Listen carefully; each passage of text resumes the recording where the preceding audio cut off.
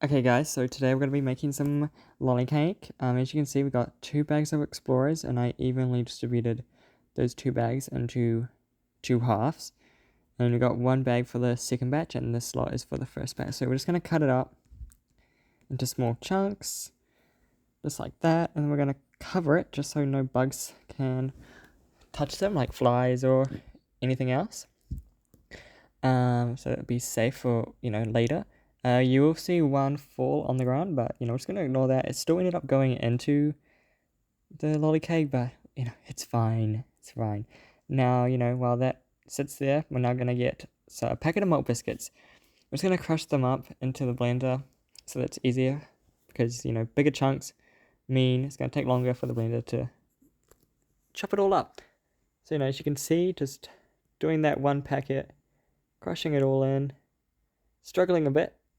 Yep, see, struggling, there we go. You just want to do that with all of them, or the whole packet. And then we're going to chuck it on the blender. So you're going to do the whole packet. There it is. Put it on. And we'll blend it up. There we go. Into like a fine powder. Shouldn't be that many chunks in there. Now we're going to do 120 grams of butter. So you're going to measure that out. Yep, that's 120-ish grams. Now, I tend to chop my butter up into smaller pieces, and that's just so that, it melts quicker. If you know about science, took science, you'll know that's increased surface area means it will be easier to melt. You're then going to chuck half a can of condensed milk with the butter. Okay, keep adding a half. Oh, is that half? Looks like it. No. We're looking. No, we're going to add more. We're adding more. Well, okay, that must be half. So once half of the can is in there, you're going to microwave it. Typically, I put it for like between 30 seconds and a minute, but it kind of just depends. There we go. There's the butter microwave. Now, there are still chunks in there, but you'll see as I stir it up and mix it, you'll see the butter start to melt in there. And it'll go from like a yellowy, buttery color to a nice cream condensed milk kind of color. There it goes. Just mixing it, that's what it should look like. And now I'm going to add in half of my biscuits and half of my lollies. That means when I mix it, it's easier and it's evenly distributed. Compared to like if I all just dump it in, there might be like a big clump of lollies in my lolly cake, which I don't want. So it's going to add half and half.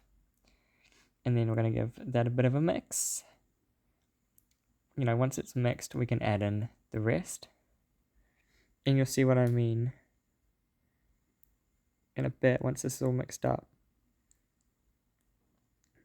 As you can see, all the lollies are just all around the mixture.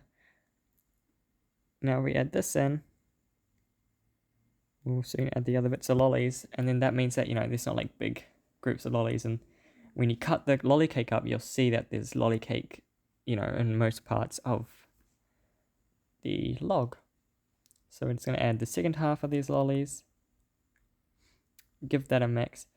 I had got 2 packets, and I emptied both of those packets and got them into colored groups, and then I separated the colors in half. So one packet got half of the green, one packet got the other half of the green, just so that the flavors were evenly distributed as well. So you can see that when I mixed it, still a bit oily, which is good because when we put it on that tray, make it into a log, we'll need to add some coconut to it. So you can see that's it logged up, and I'm going to put some coconut. Just going to let it sit there while I start the second one. So this is the second lot of second batch. So you got the Explorers. Just going to chop them up into chunks. You can do more than one at a time. It's obviously more efficient. And it is also a lot easier if you have 2 hands. I struggled with this because I didn't have 2 hands. Okay, so here I am telling you guys to cut it all up. And yeah, we're just going to do all that. Put them together. There's the final product. Cover that up just so that the bugs don't get it, especially the flies. Put that aside while I do the biscuits. There's my fan because it was extremely hot. So I got the second packet of malt biscuits and we're just crushing those up. As you can see, I'm showing you how efficient you can be by doing more than one. Surprisingly, I struggle less crushing up more. Just gonna crush heaps up at the same time. Obviously the pieces are a bit bigger, but it worked out fine.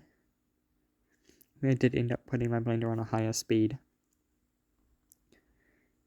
So we have just crushing them all up. I think that was 3 in one go. So I got 2 packets of malt biscuits, 2 packets of Explorers, 1 block of butter, and 1 can of condensed milk, but you only use half a can. No, I just doubled the recipe. But separately. Here we go. Got it in the blender. Should be into a kind of like a sandy kind of texture. Not that many chunks, if any.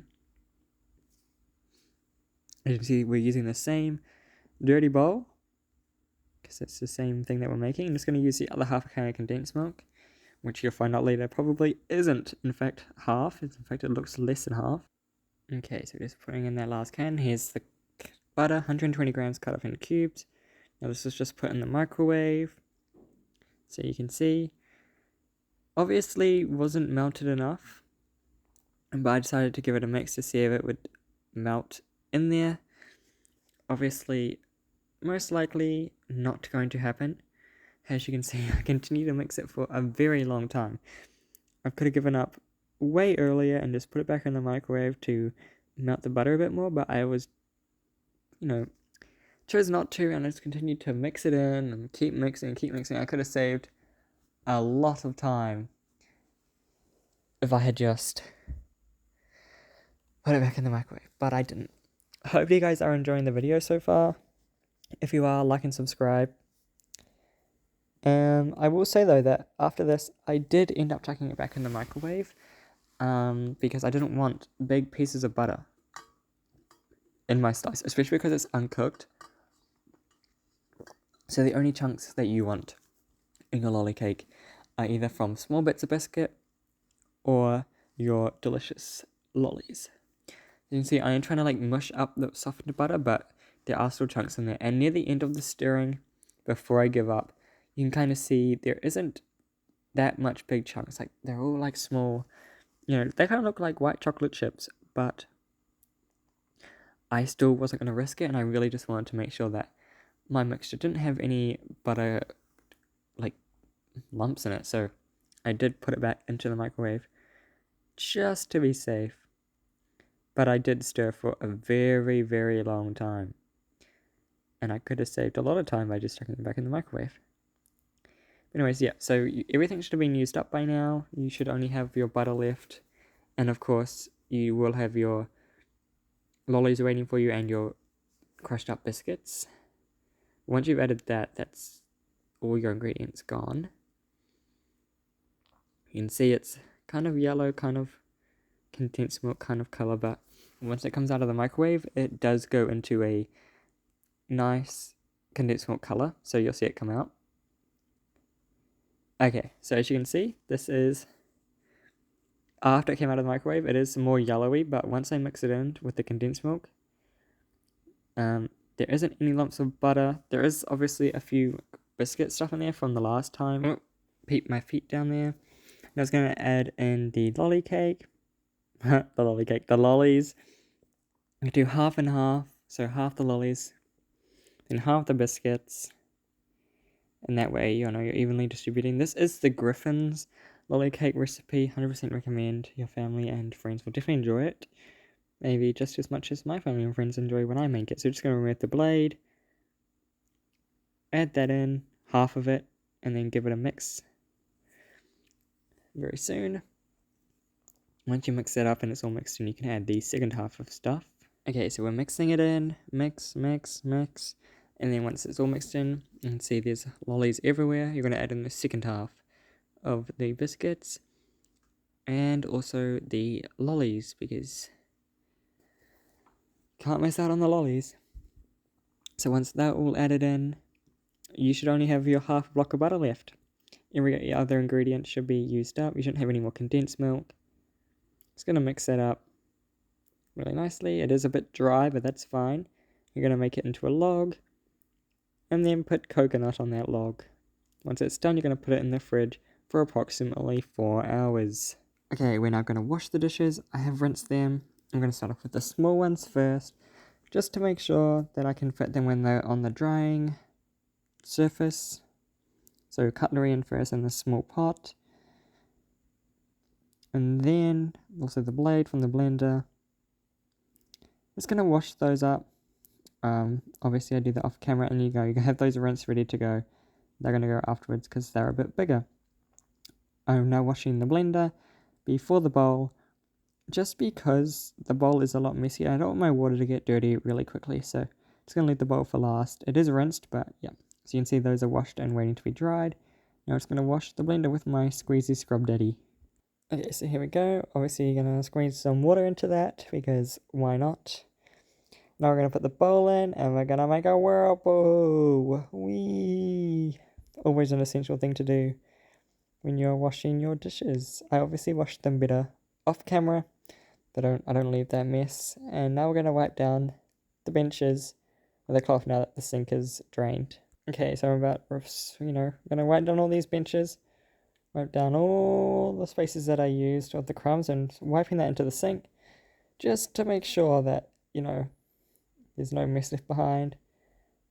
Wiping every inch, so that when people use the kitchen later, it's very clean. Try again all that food off the bench, so we don't attract little ants or any other insects. You can see I'm wiping down the blender, just in case there are crumbs. Yep, very clean. Wiping the same spot 5 times. And then we're wiping down that other bench space now, because I did work over there, and the rice cooker is out because it was in front of the blender, and I don't want to put it back in because then I have to pull it out again. So it's just sitting there waiting to be put back, which you'll see soon. So you can see, wiping down every nook and cranny, because that's what you want to do. You might also wipe down the whole bench. It's going back over it just to make sure, and there we go. Now we're going to wash out the sink, which is really important because, again, you don't want to attract ants or anything, and it's also to reduce bacteria growth. So we're just going to wash it out.